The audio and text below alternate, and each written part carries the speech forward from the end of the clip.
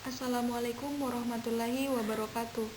Puji syukur kita panjatkan kehadirat Allah Subhanahu wa Ta'ala yang telah memberikan kita kesehatan dan kesempatan untuk dapat melaksanakan pembelajaran pada hari ini.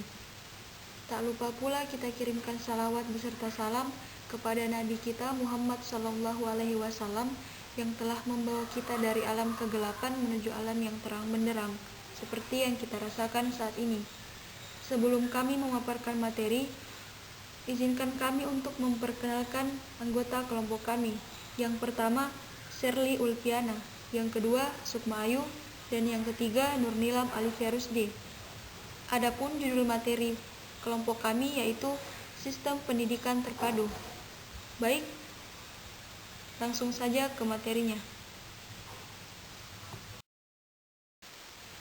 Adapun pembahasan pada kali ini yaitu yang pertama, karakteristik pendidikan keluarga, yang kedua, lembaga pendidikan sekolah, yang ketiga, lembaga pendidikan masyarakat, dan yang terakhir, sistem pendidikan terpadu.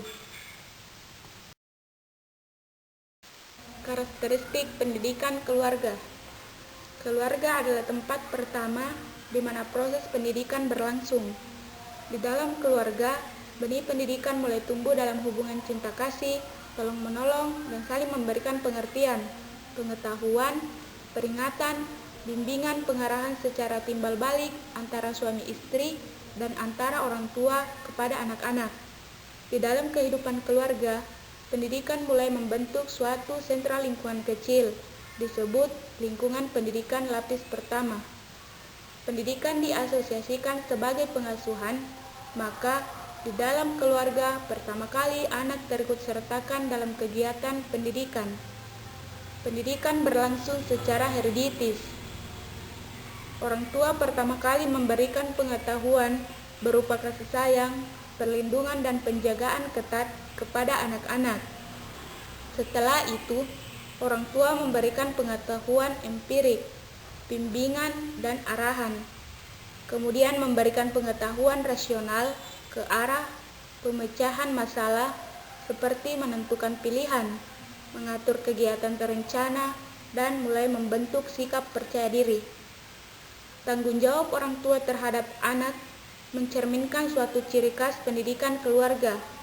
Di dalam kehidupan keluarga, anak mendapat bimbingan dan perawatan dalam rangka membentuk perwatakan dan kepribadian anak untuk menjadi dirinya sendiri atau menjadi diri pribadi yang utuh.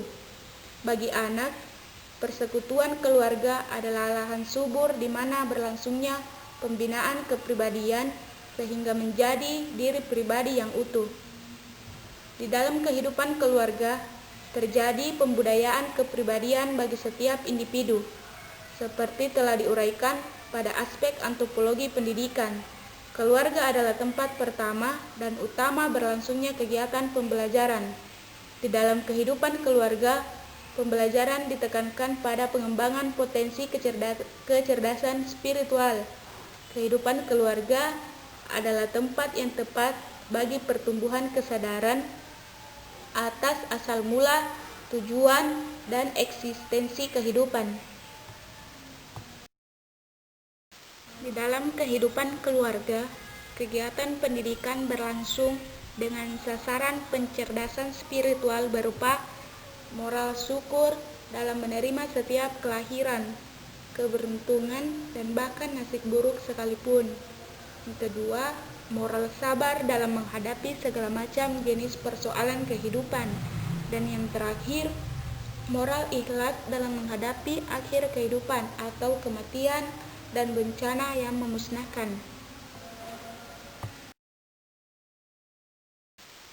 Materi kedua yaitu lembaga pendidikan sekolah. Menurut kedudukannya, penyelenggaraan lembaga pendidikan sekolah berada setelah pendidikan keluarga, berarti merupakan lanjutan pendidikan keluarga. Sedangkan menurut fungsinya, pendidikan sekolah diselenggarakan agar luarannya sebagai sumber daya manusia mampu mengembangkan kehidupannya di dalam membangun rumah tangganya kelak. Lebih daripada itu, dengan segala macam kompetensinya dapat meningkatkan daya dorong dinamika sosial dan sekaligus berperan sebagai inovator dan dinamisator sosial.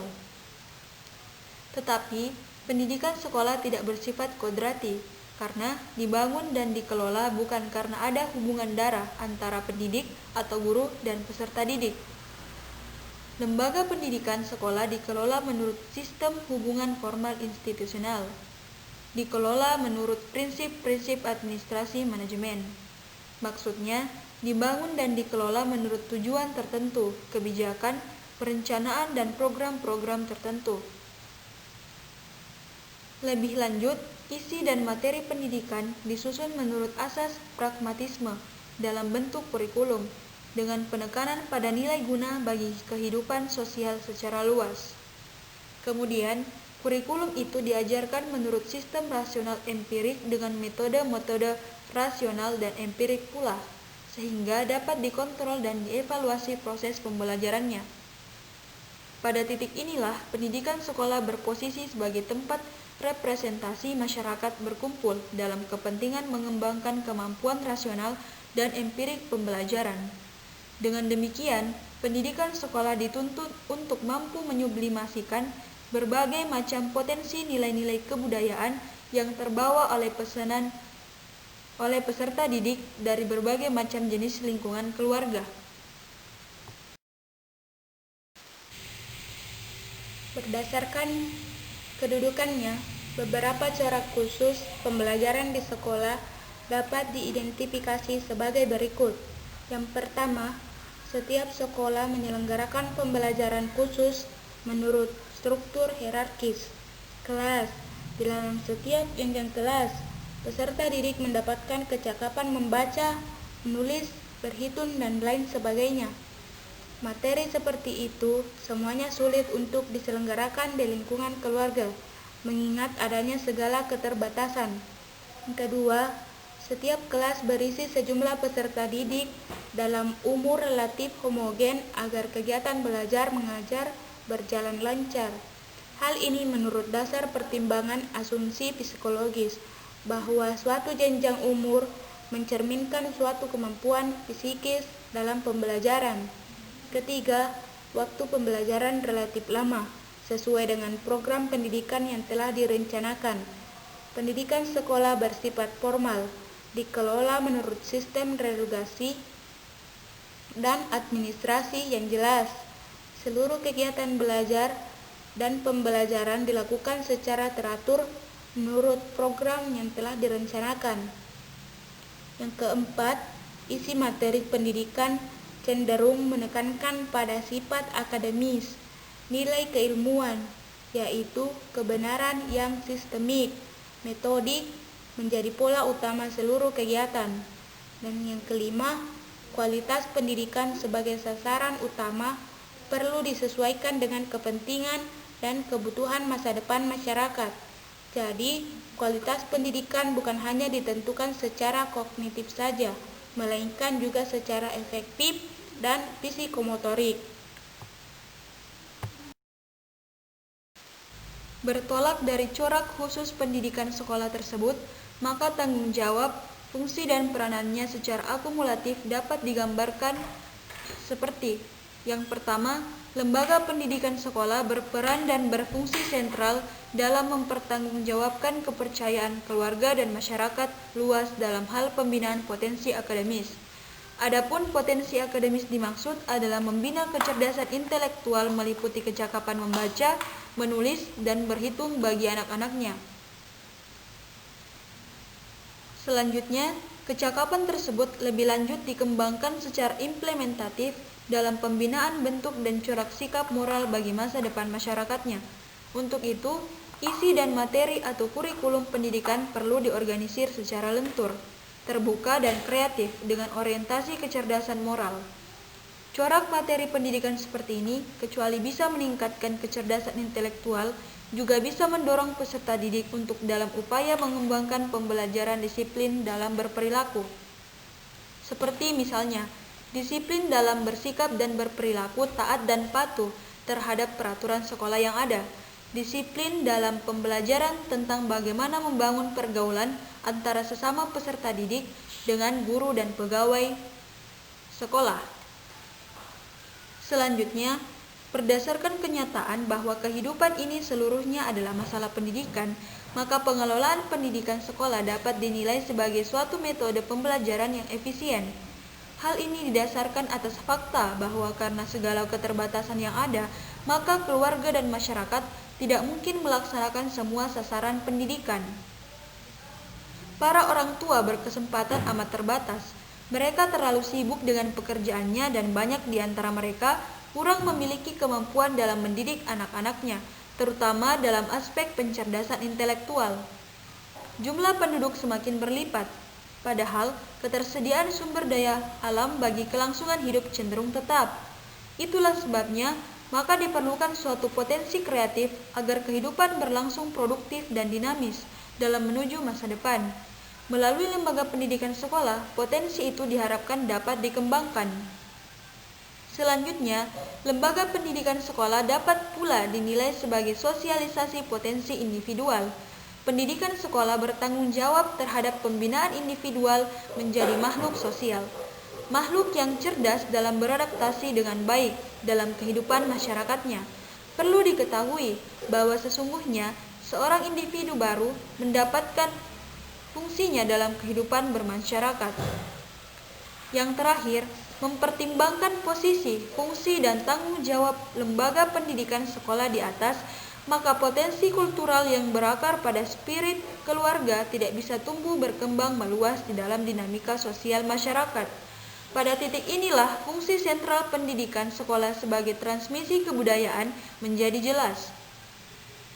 Pendidikan sekolah menyelenggarakan kegiatan pembelajaran secara metodis dan sistematis dalam mengembangkan pola pikir, pola rasa, dan pola karsa dalam bingkai peradaban dan kebudayaan dari generasi ke generasi sepanjang masa. Materi ketiga yaitu lembaga pendidikan masyarakat. Pendidikan masyarakat perlu diselenggarakan atas pertimbangan bahwa luaran pendidikan sekolah dipandang belum sepenuhnya mampu memenuhi permintaan dinamika masyarakat itu sendiri. Penyelenggaraan pendidikan masyarakat dikelola menurut sistem kelembagaan, sedangkan kegiatan pembelajaran berlangsung berdasar pada kebijakan khusus dan sistem administrasi manajemen tertentu. Oleh sebab itu, lembaga pendidikan masyarakat perlu ditumbuh kembangkan berbanding lurus dengan perkembangan berbagai bidang kehidupan masyarakat itu sendiri. Bukankah ketika persoalan sosial menjadi kompleks, pendidikan selalu hadir? Menurut penjelasan ini, berarti masyarakat dapat dipahami sebagai lingkungan pendidikan lapisan ketiga setelah pendidikan sekolah, karena untuk memasuki lingkungan pendidikan ketiga diperlukan tingkat keahlian, kecakapan, dan keterampilan tertentu. Tanpa kompetensi seperti ini, seseorang tidak memperoleh kesempatan dan tidak berkemampuan dalam memerankan diri secara kreatif sebagai individu utuh.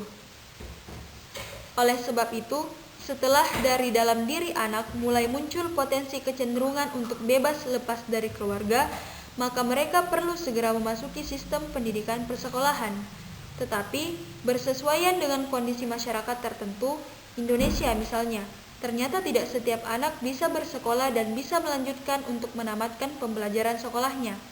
Maka dari itu, terbukalah kesempatan perluasan pendidikan atau alternatif yang disebut pendidikan sosial atau masyarakat. Jenis, sifat, dan pendidikan yang berlangsung dan dialami di dalam masyarakat menurut motifnya sangat bervariasi. Ada yang materi pembelajarannya ditekankan pada sasaran keterampilan membaca, menulis, dan berhitung. Di samping itu, ada pula yang secara khusus membentuk keterampilan hidup sesuai bidang pekerjaan menurut permintaan pasar. Di satu sisi, ada yang proses kegiatan pembelajarannya menekankan pada pembentukan kesusilaan dan keagamaan. Di sisi lainnya ada pula yang bersifat menunjang kelancaran kegiatan pembelajaran di sekolah.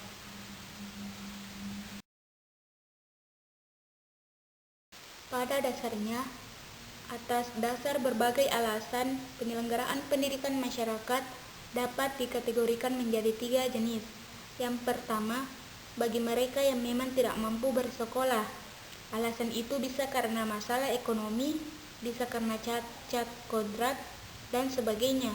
Yang kedua, bagi mereka yang putus sekolah karena kemampuan ekonomi, kesehatan, keamanan, dan sebagainya. Yang ketiga, bagi mereka yang sedang aktif mengikuti kegiatan pendidikan sekolah. Kelompok ini juga disebabkan karena ketertinggalan dalam mengikuti pembelajaran, keinginan menambah pengetahuan yang dirasa kurang, dan sebagainya.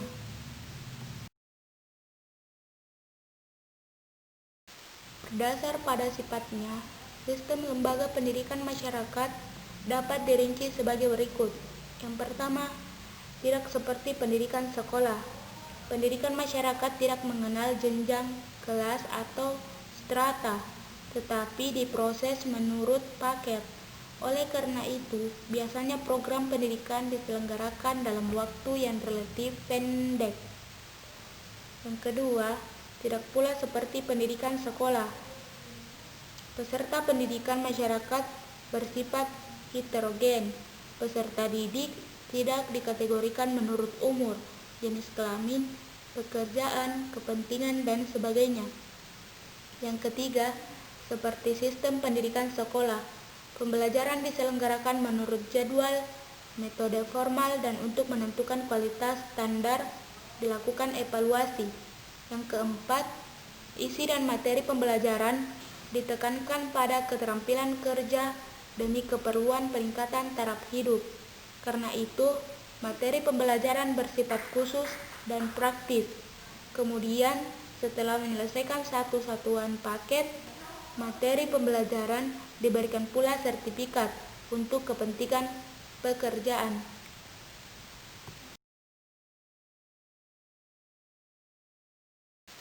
Selanjutnya, berdasarkan target sasarannya, pendidikan masyarakat diselenggarakan bagi kalangan luas dan bervariasi.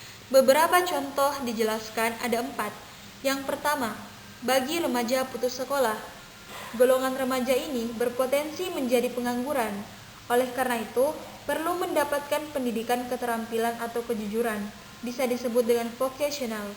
Adapun sasarannya adalah untuk membina kreativitas dan keterampilan atas pekerjaan tertentu agar selanjutnya dapat memenuhi kebutuhan kehidupannya sendiri. Misalnya, kursus perbengkelan, menjahit, dan sebagainya. Yang kedua, bagi para buruh, petani, dan nelayan. Di lingkungan masyarakat yang sedang berkembang, pada umumnya kehidupan masyarakat berlangsung dengan cocok tanam atau masyarakat agraris. Sehubungan dengan pertambahan penduduk, maka peningkatan produksi sandang dan pangan senantiasa menjadi tuntutan utama. Untuk itu, kepada mereka perlu diberikan bimbingan dan penyuluhan metode, sistem, dan teknik baru dalam hal peningkatan produksi. Begitu pula kepada para nelayan, perlu diberikan pengetahuan praktis tentang kelautan, pelayaran, dan teknik keterampilan penangkapan ikan secara lebih benar dengan sasaran hasil lebih besar. Mereka umumnya adalah tergolong komponen masyarakat yang kurang berpendidikan. Karena itu, kepada mereka juga perlu diberikan bimbingan pengetahuan tentang manajemen ekonomi rumah tangga, pendidikan untuk anak, kesehatan, kesadaran bermasyarakat, dan sebagainya. Yang ketiga, bagi para orang tua. Seiring kemajuan ilmu pengetahuan dan teknologi, banyak di antara mereka yang pada masa mudanya belum mempelajarinya. Kepada mereka perlu diperkenalkan dan dibimbing bagaimana mempergunakan peralatan modern yang syarat teknologi canggih, terutama yang berhubungan dengan manajemen pemeliharaan kesehatan. Yang keempat, bagi para ibu rumah tangga yang kurang berpendidikan, perlu juga disediakan pendidikan khusus, terutama hal-hal yang berhubungan dengan kerumah tanggaan, khususnya tentang pendidikan untuk anak, kesehatan, ekonomi, dan sebagainya. Materi keempat yaitu sistem pendidikan terpadu. Pada dasarnya, kehidupan manusia adalah sepenuhnya tentang persoalan pendidikan atau life is the problem of education. Bagi manusia, kehidupan tanpa pendidikan adalah tidak mungkin. Artinya, bagi manusia pendidikan mutlak perlu. Pendidikan meliputi setiap aspek kehidupan. di mana dan kapanpun dalam persoalan apapun manusia berkegiatan, di situ ada pendidikan. Pendidikan berlangsung bukan hanya ketika pendidik dan peserta didik berinteraksi, tetapi juga setiap terjadi komunitas dalam kepentingan dan tujuan tertentu. Pendidikan berlangsung sepanjang manusia berada di dalam eksistensi saling keterhubungan. Kelangsungannya bukan hanya di dalam saling keterhubungan eksistensial dengan sesama manusia, dengan alam dan prima kasuanya saja, tetapi bahkan dalam hubungan antar manusia dengan diri sendiri. Secara kodrati, manusia berpotensi dididik dan mendidik oleh dan untuk diri sendiri dan sesamanya. Ketika seseorang berpikir, berasa dan berkarsa tentang sesuatu, sebenarnya pendidikan itu sedang berlangsung dari, oleh, dan untuk diri sendiri atau dalam proses kesadaran. Kegiatan pendidikan berlangsung ketika manusia bergaul, bekerja, dan melakukan segala kegiatan sepanjang kehidupan. Oleh sebab itu, tepatlah jika dikatakan bahwa spirit pendidikan perlu ditumbuh kembangkan di mana-mana, secara khusus di setiap kegiatan lembaga sosial, kemasyarakatan, dan kenegaraan.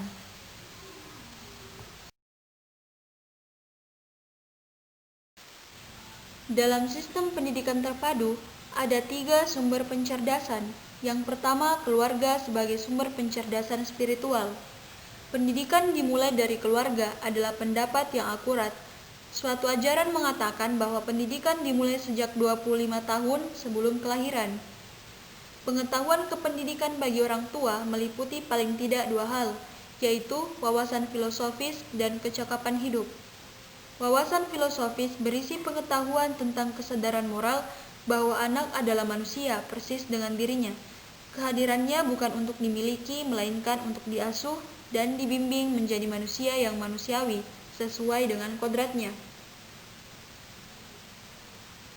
Boleh disekolahkan sesuai dengan cita-cita yang mereka inginkan, asal tetap dalam bingkai nilai moralitas kemanusiaan. Langkah berikutnya, orang tua perlu mempersiapkan suatu model kegiatan mendidik untuk membentuk kecakapan hidup yang berguna bagi kelangsungan dan perkembangan kehidupan. Apapun model kegiatannya, yang penting adalah bagaimana menanamkan sikap dan perilaku mandiri sejak dini, secara bertahap. Dari hasil pembelajaran ini, diharapkan dapat membentuk sikap moral percaya diri atas kemampuan diri sendiri untuk bisa memecahkan masalah yang kelak dihadapi. Pada titik ini, tampak jelas bahwa pendidikan keluarga berposisi dan berfungsi sebagai fondasi dasar bagi tahapan pendidikan selanjutnya. Apabila keluarga kurang dan bahkan tidak sungguh-sungguh memperhatikan dan melakukan kegiatan pendidikan moral seperti ini, maka kehidupan masyarakat dapat dipastikan lebih semakin rusak lagi. Yang kedua adalah sekolah sebagai sumber pencerdasan intelektual. Tahapan pendidikan setelah keluarga adalah pendidikan sekolah. Dilihat dari posisinya, pendidikan sekolah berada di antara pendidikan keluarga dan pendidikan masyarakat. Posisi demikian mengandung arti bahwa pendidikan sekolah berperan sebagai penyebar atau transmission nilai-nilai kultural atau spiritual kemanusiaan yang telah membenih di dalam kehidupan keluarga ke dalam setiap aspek hidup dan kehidupan. Peran tersebut dapat diartikan bahwa pendidikan sekolah wajib mengolah benih nilai moral spiritual kemanusiaan dari keluarga menjadi kecerdasan intelektual. Yang ketiga adalah masyarakat sebagai sumber pencerdasan moral emosional. Sasaran tertinggi dari penyelenggaraan pendidikan sekolah yaitu luaran sebagai SDM yang cerdas intelektual dapat difungsikan jika masyarakat menindaklanjuti pembelajaran di dalam setiap kegiatan bidang kehidup masyarakat. Pemanfaatan SDM seperti ini dalam implementasinya berwujud sikap dan perilaku objektif, kreatif, dan produktif. Menurut nilai kebenaran, sikap dan perilaku ini adalah landasan utama bagi dinamika sosial sebagai upaya memajukan kehidupan masyarakat. Semua jenis bentuk dan sifat luaran pendidikan sekolah menjadi masukan sebagai sumber daya manusia untuk melanjutkan pembelajaran dalam kegiatan bekerja dan berkarya di dalam kehidupan masyarakat. sesuai dengan prinsip pendidikan sepanjang zaman, maka masyarakat dapat dinilai sebagai lingkungan pendidikan ketiga setelah sekolah, tetapi sebagai lingkungan pendidikan yang lingkupannya sangat luas.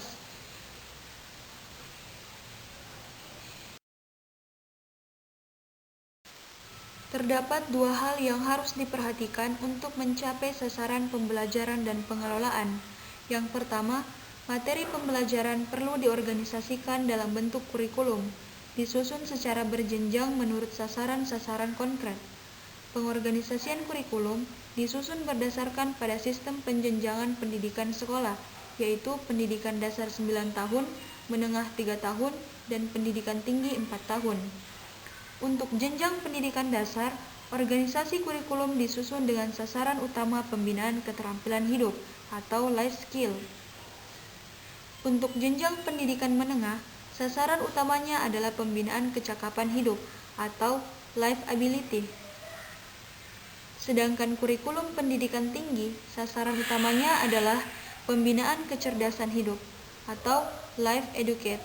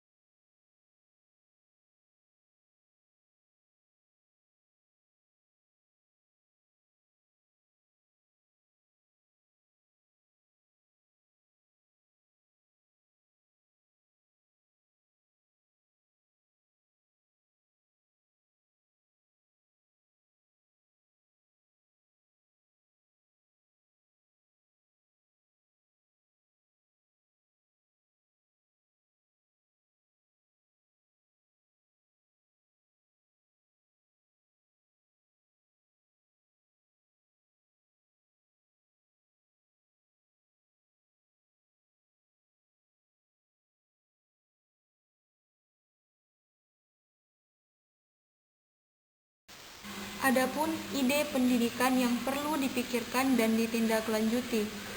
Yang pertama, segera dimulai mempersiapkan sebuah perencanaan baru, program-program, kebijakan dan sistem pendidikan nasional baru dengan langkah-langkah operasional yang metodis, sistematis, dan konsisten. Hal-hal dimaksud meliputi khususnya tentang sistem otonomi manajemen pendidikan atau MPBS. Yang kedua, rekonstruksi kurikulum dengan orientasi kompetensi atau KBK. Yang ketiga, membangun kembali institusi pendidikan keguruan yang kompeten.